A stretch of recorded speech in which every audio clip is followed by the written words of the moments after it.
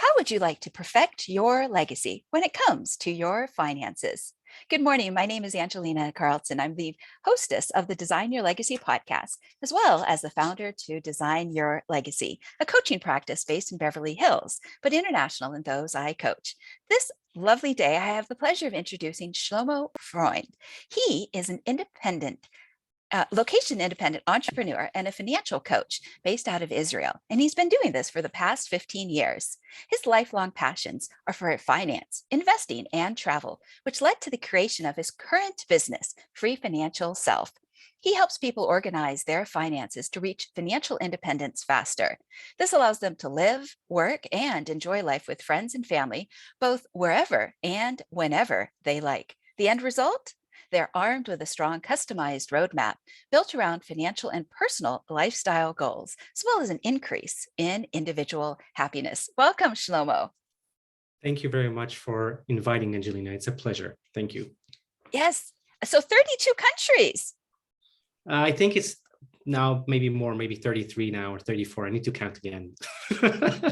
Yes. Well, how exciting. So I did a little bit of due diligence regarding previous podcasts that you have been on, given your skill set, and you've been to Spain and Thailand and Portugal and Sri Lanka. I just thought we'd start there to break the ice with you as a human being. Sure. But do you want stories about that? I just think it's adventurous, given that sometimes people can be afraid to travel and just kind of unsure, and yet you have embraced it as what you called workcations, and you also do homeschooling for your two little girls. We do that. That makes our life very flexible, and we're thankful for that. Yes. Okay, so I definitely want to start with the problem, and it sounds like to me the problem is many times whether somebody is a beginner or advanced, they're not quite sure how to control their numbers. So why don't we start there, given your expertise? Sure. People thinking about controlling their numbers in terms of, making the calculation, how much they need, net worth, cash flow, things like that. So sometimes they know the terms, but they don't really track and do those calculations. I personally do that every month. It really helps me to track where I'm at, what's working, what's not working with my finances, kind of, eliminate what is a disaster or not as good, keeping up with the good stuff.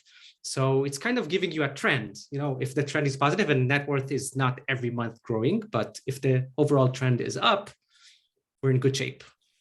Very good. Very nice. And I know that one of the things that is a part of your background is that starting at age 8, you would leave the temple with your father and you would read about the currency exchange after you picked up some breakfast at a local cafe.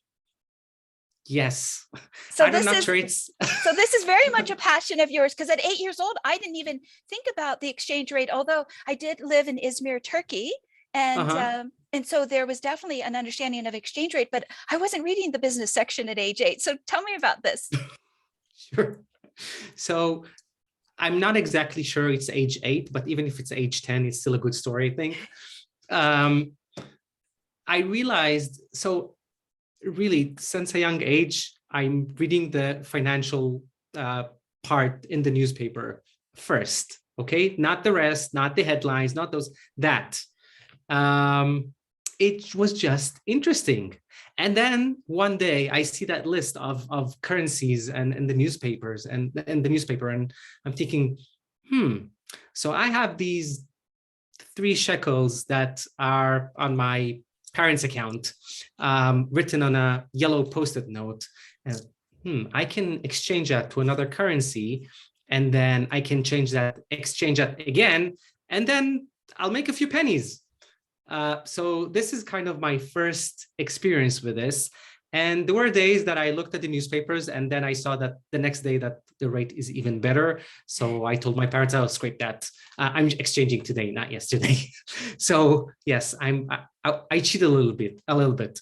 But overall, I think that was my first trading experience. Let's say this. Well, I think it's wonderful creativity. Some children are building sandcastles. I think that the wheels were already turning in your mind of how do I solve this puzzle? How do I get ahead? Because there's a puzzle here. It's almost like, yes, an electrical engineering problem. I'm an electrical engineer. Maybe it's Yeah. already started at age 8. Okay, good, good. So I think one of the things you've talked about as a money coach is you get to define kind of, what's enough for your clients. So you'll start with this vision of what their ideal lifestyle is, whether they would like to be an expat like yourself that travels to 3 months here, 3 months there, and then you work backwards. Would you talk to me about that? So it really depends what people want for themselves. I'm very much into uh, making money for the sake of making money is not the right way to go. You need to define where you're heading, where you're going. So it will make a difference if somebody would like to move to Thailand in 10 years and live there for the rest of their life, or if they want to buy an apartment in the middle of Manhattan. These are two totally different designs. So I help them first realize what is important for them, what are their priorities. And a lot of interesting conversations come out of these different kinds of questions and sessions that I do with clients, because many times they realize that very simple things are important for them in life, and they don't need tons amount of money to be with friends, to stay with family, to have a good meal, all that. And then you're starting thinking about your money in a different way. It's kind of a tool, but you don't have to, yes, maybe you probably want a pile of money, but it doesn't have to be as huge as you might think, because you can have so much with that enough that you have in your mind after you're doing that exercise. Yes. What I want to acknowledge about that mindset is that it's the meaningful things in life that you are including, because when we don't have those meaningful relationships, it's a pretty empty life. It's an empty life. You're right. Yeah. Yes, Yeah. these are And so important. I think it takes tremendous courage to design one's lifestyle that they can include travel, because it's such a beautiful world out there and there's such wonderful people to meet. Yeah, Yes. yeah. Okay. We have amazing experiences when we travel, meeting interesting people, uh, different cultures, waking up every morning and like, okay, what's going to be totally new today? And in many cases, there is something new and adventurous coming up our way. Yes. So we really like that. So being that the listening audience and the viewing audience is 80% age 40 and under, where would you start them? I think you mentioned that there's a calculation to analyze one's net worth every 3 months. Where would you start a beginner? Wow. I would definitely go first, not with the calculations, but with the Okay. design. And then Okay. after you're doing the design, so I have this whole roadmap that I'm going through with clients. The designing is the first part, is the first step. Then I have two, let's call them financial steps. These are upgrading your financial knowledge, understanding the basics, understanding net worth, cash flow, how compound interest works, how amazing compound interest is when you're giving it time. And then controlling the numbers basically means doing those calculations of net worth, cash flow, optimizing it. There's probably things that you don't really need or you think you need. And then we start optimizing and see if you really, how much you want them. Are they really important? And that's important because at the end, you take all that information, put that into a plan, understanding what you need to do every day or every month to reach your life goals and your financial goals. But if you don't know where you want to go, you can't do that plan. You have to go through the whole roadmap for that. Yeah. So it sounds like they need to make a commitment to their vision first. They have to make a commitment. Most of us don't think about our long-term vision. Hence, Yeah. we're kind of on a, let's say, hamster wheel. We're there. So, but we're running. But maybe it's enough, or maybe we need to take a different course to achieve different things, but you need to know where you are and where you're heading. Yes, yes. So one of the things that I like about what you're saying is I think that when it comes to legacies and legacy planning, a part of what I call the heroic moments can happen when we are in survival. But I think there's also something to be said when we can get out of survival mode. And I think that's one of the things that you help your clients with, because when we're out of survival, then our mind can open up new possibilities to even think about things like legacy. But if we're like in that mouse wheel, the rat race, whatever you'd want to coin it, term it, then it's almost like you first have to shift a client's or an individual's mind out of that fear thinking so that they can Right. go into growth. Definitely. I mean, that design thing, it, I do it for people for when they, 20, 30 years ahead. But legacy can be a large part of that.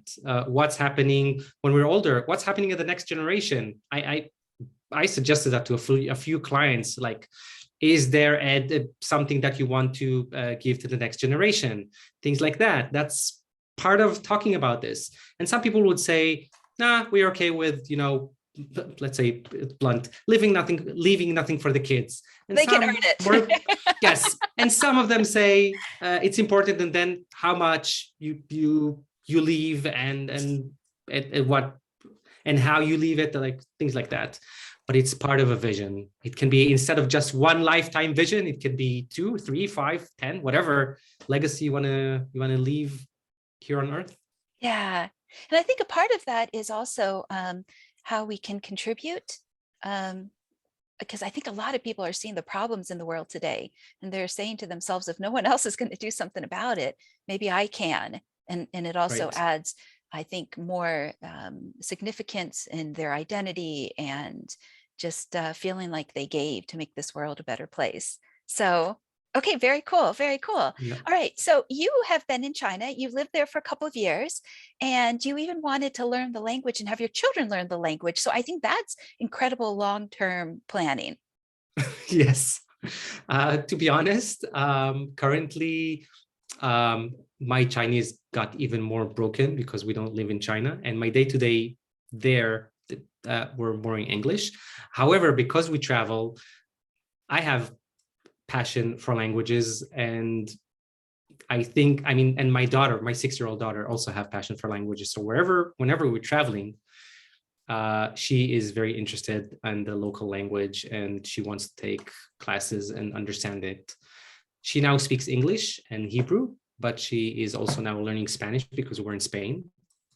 So she's doing that online. When we were in Portugal, she did Portuguese. Before that, when we were for a while in Israel, COVID time, so me and her learned together Arabic. We did some classes. It's not that we're speaking them all. I think that her strongest languages are English, Hebrew, and a little bit of Spanish. That's for now, but I think it's okay for a 6-year-old. Yeah, that's wonderful. I could speak Turkish when I was 6, but I forgot a lot of it now. Oh, wow. Very cool. So I know one of the resources that you had mentioned on a previous podcast is a website, nomad.com, in terms of some initial resources that if somebody wanted to kind of model what you're doing and live like an expat, kind of what are some of the key places they could start? And I just wanted to touch upon this quickly because people can Wow. earn wealth sitting in a building, but they can also earn wealth through their laptop while they're traveling. Yeah. So, um, there are so many websites and communities for digital nomads. I myself is a member of Digital Nomads Israel. So Okay. there is a group of Israelis, but of course, not all of them are in Israel. They're all around the world. And there are conferences. I'm going to talk in a conference in Bansko, Bulgaria, at the summer, end of June. So you can go to those conferences. In terms of websites, I'd say Nomad List is a very good website. Nomad List, I think it's .com. There is one that ranks the cities of where you want to go in terms of cost, health, different services, internet speed, whatever you want about that. I think it's Nomad List. I'm not sure. We can double check that and you can put it in show notes. I'm not. I think Okay. it's this. Okay. So yeah, these are a couple of things you can do to just find out about what's going on. And of course, the community is growing because more and more people are working remote now. COVID did give this lifestyle a kick in a good way. So more and more people do that. And we kind of, I was at home for so long and I still did my work and everything was just fine. So I don't really have to stay where I'm at right now. I can go to Europe, to Bali, to wherever, and do that there.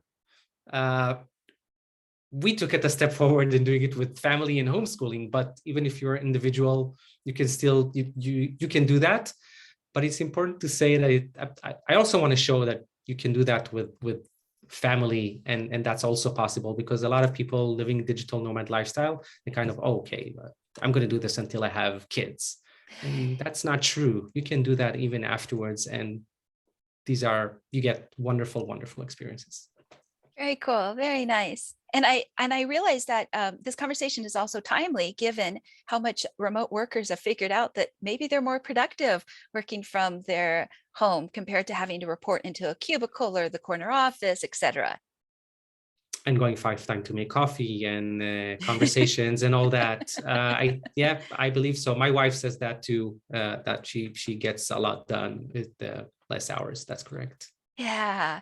And I think one of the things that also came up is, and I'm not sure if this offer is still available, but American Express would offer some type of like a 1-year trial with WeWork or airport lounges, etc. I'm not sure about that, to be honest. I Okay. don't know. In other words, companies are kind of starting to catch on to support this It's new. not only companies, it's countries. There are You tell. about 15 or 20 countries now giving special visas for digital nomads just to come and be there, because they recognize that audience, that lifestyle. They want those people, because the problem was that you're coming for a place for maybe you can stay for a month, but you want to stay for longer. So they recognize, yes, people can stay 6 months, 9 months, but digital nomads, by the way, can also be people changing a city or a country every week. So there is a range, but if you want to stay long term, yeah, come on, yeah, you have the right visa, you can stay. I think there are about 15 now. There is one. There's the Digital Nomad Association in the US. A friend of mine is founded it and running it. So we can also check that. I'm kind of thinking about more resources for you guys. What else do we have there? Oh, I just think that's wonderful. If something crosses your mind, you can let me know. I can drop them in the show notes. And Sure. yeah, I just wanted to put a face to the name regarding yourself being what I call a positive role model, because you're getting out there, you're doing it, and you're making it happen. So speaking of making it happen, one of the skill sets that you bring to your clients is kind of a DIY, a do-it-yourself approach to educating them. Would you speak on this? I'm very much into the DIY and taking responsibility over your life and over your finances. So a lot of people go to consultants, people manage their money, and just take that away from me. And they, I believe, don't know what questions to ask and what to be careful from. And I think they're losing a lot of money in management fees. And they're also not making as much money as they could if they've done it by themselves. And I'm also showing that it's not rocket science. So why not do that? So it's about good lifestyle, manage your finances. It's not that hard as you think, but you do have to do that.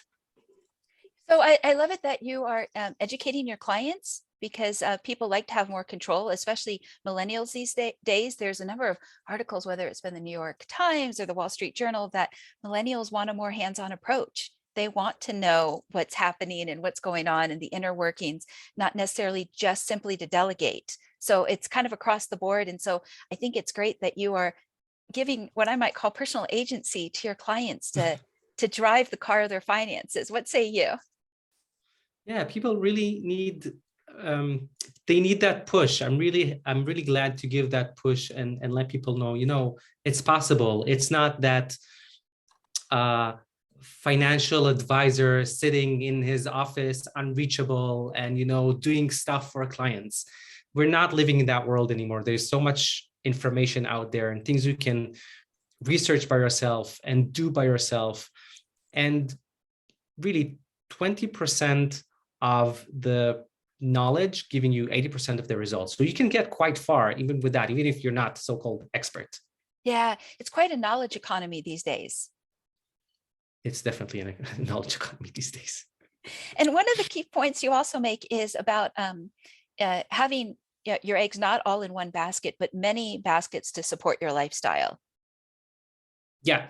I do diversify between different investments and different currencies.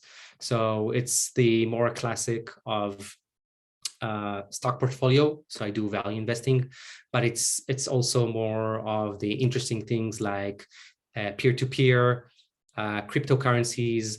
I now do a niche website investing. So I run a few niche websites on different topics, which are basically investment. It's flipping websites. You go, you optimize, you grow a website, you sell it, and you already buy them with the cash flow. So you have something to work with. This is a process that I personally really like. So I have all these things. Of course, I have my business. I have my financial coaching business. So all of these, each one contribute to my wealth with an income, but also to my well-being, because I love doing all those. Yeah. And also what I like is I almost would call you like a guide through the forest, because you can lead your clients through the things that you've already experienced, what I call the good, the bad, and the ugly, like even investments that might not have worked out. I think you mentioned you invested in, what was it, something related Crowd to like investing. cloud investing, and it Not was cloud, like, oh, crowd investing. oh, Yeah. okay. And then it didn't. Oh, I thought maybe you invested like, like media fires, like a cloud type of service. Okay, No, so no, no. crowdfunding. Okay, yeah. Yeah. So you've kind of I, had, your due diligence in many different niches. yes, that specific example, I did the due diligence. I thought it was good. Eventually, it was a flop. And it's kind of hard to admit, and I wouldn't say it's hard to admit, but it's okay to admit that you failed. But I feel that, okay, no matter what happened, if I won or lost, I still learned something and made progress. So I'm now better at what I do, even for the website. So the first website I bought, the niche website that I bought, now I realize was a bit overpriced, and I bought it at a certain marketplace. But now I do better. I know of much more resources, and I can go and research more and do more. So it's more sophisticated. So you always make progress and learn. And the first time Yeah. would not be perfect. And that's okay. Those are the distinctions of being in the marketplace. What do you mean? The distinctions of what works, what doesn't work. That was a great idea in theory. Yeah. Yes, but now it was, in one hand, when I started looking at the buying websites, it seems like, okay, I need to look at a few numbers and that's it. And now I see so many opportunities out there, and it's kind of hard to choose. And I need to look at a lot more deal flow, because I have so many sources right now. Yeah. So one of the things that I want to highlight right now is there's you making money based on your time, linearly, and then there's your money making money out there. Yes. Yes. And I Yes. think that is where I'd like to transition to. If there's an intermediate investor listening, is there any tip you might offer him or her? Would that be calculate your net worth every 3 months? Or would that be look at the, return on your business, the ROYB? Or I think making two things. So one is making the calculation. Better, by the way, is every month and not every 3 months. But if somebody is being a little lazy, fine, then do every quarter. And also really understand where you're going. So this life design thing I talked about is really important. Again, you can make money for the sake of making money, but then where you are at that scale towards your life goals and things that are important for you. very cool, very nice. So I think that that's really important. And I think something else that you also mentioned is at the end of each year, just as businesses will close out in order to open up another year, how come we as individuals don't do that same practice? You mean that we are closing? Like a business will close out their numbers for the year and open up a new Got it. balance sheet for Yes, we that. don't do that. But we should. We have New Year's resolutions. They never work, right? Right. We should. I have an open and close every month, but yes, Okay. I have an open and close every month, and then I have calculation how much my net worth grew in a year. So it's kind of you have a return on investment. Okay, so you calculate whatever the return is, let's say 10%, but I have my return over my net worth over all of my finances. So it's the money that is invested, it's the money that in my bank account. So I get the overall number. And if I'm growing it at the rate that is good for me, then great. It's positive. I'm at the right track. I'm at the right direction. Yes. And one of the resources you also lean into is Google spreadsheets. So I've wherever a listener is in this world, they can start. It's not that you're relying on fancy software. It's more so the knowledge that's in your head that you're willing to share as a money coach. Yes, Yeah. listen, it's really a matter of finding the right tool for you. If you have something that can automate things for you and make things easier, go for it. But if you don't have, or you don't want to go and find, you can do with Google Spreadsheet. I personally do with Google Spreadsheet because I haven't found a tool yet that can really automate all the different assets that I have, different currencies, and involve all that, because it's different countries, different assets. It's rather complicated. But if somebody's have more simpler things, perhaps an app and an automation would work. I don't know, but the bare minimum, Google Docs, that would work. Yes. On a positive note, what are some of the best decisions you think you've made? The best decisions Uh, when you look back on the last 15 plus years? I, I think so. First of all, getting married with my wife, because I found the right partner for this kind of lifestyle. And the second thing is being uh, insist on staying remote with whatever we do. So, as example, my wife worked for a company after we came back from China. She worked for that same company that we were working in China, but we were already in Israel for a year. Then they fired her. She started again looking for a job.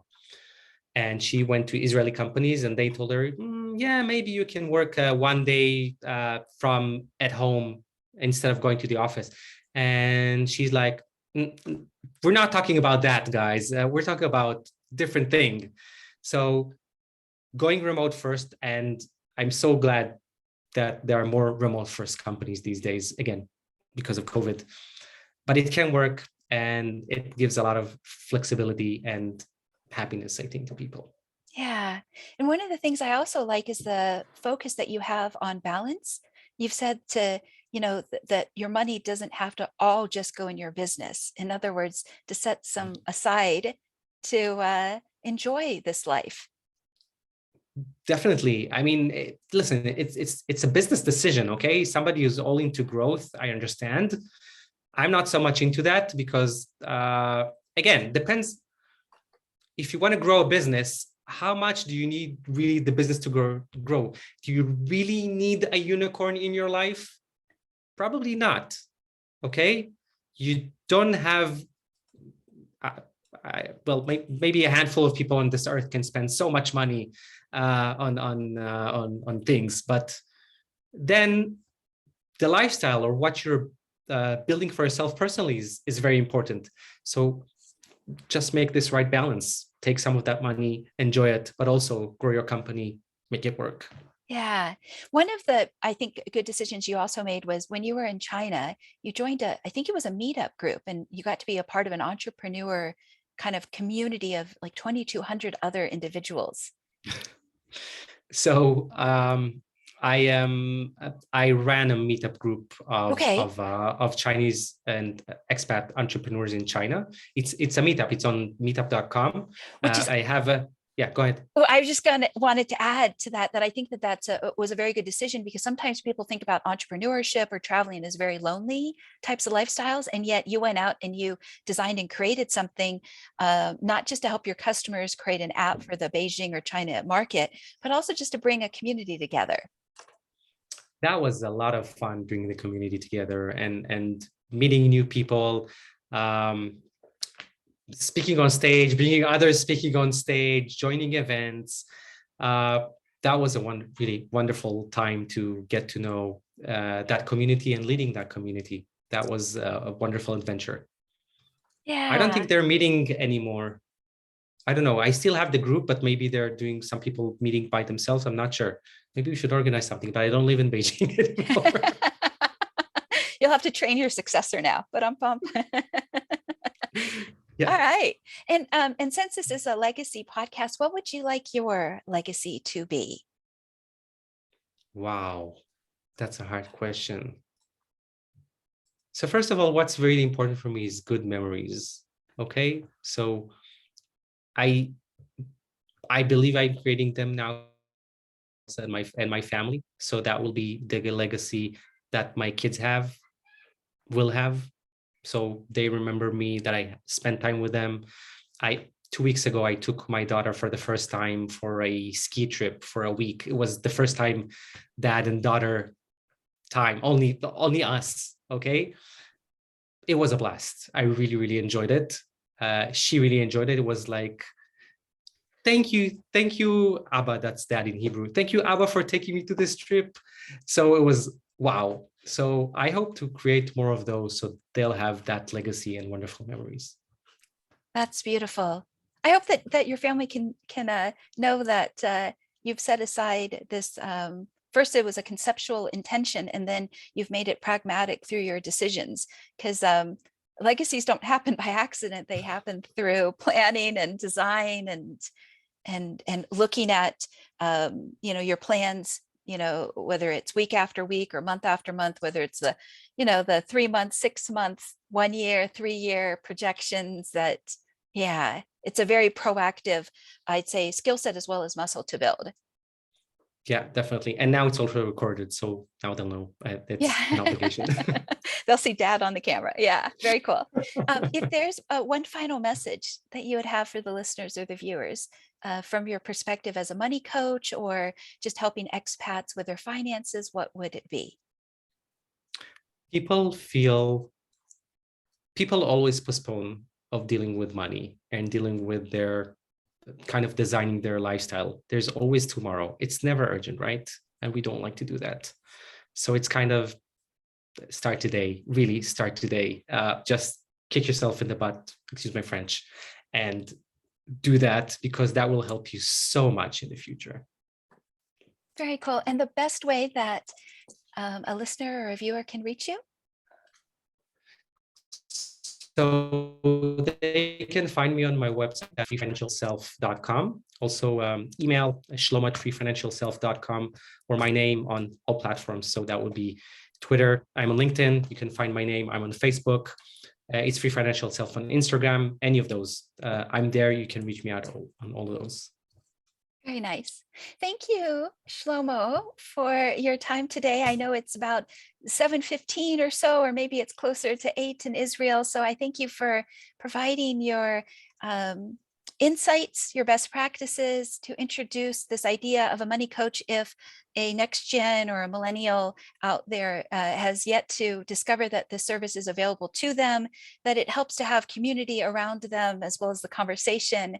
And thank you for bringing your thought leadership.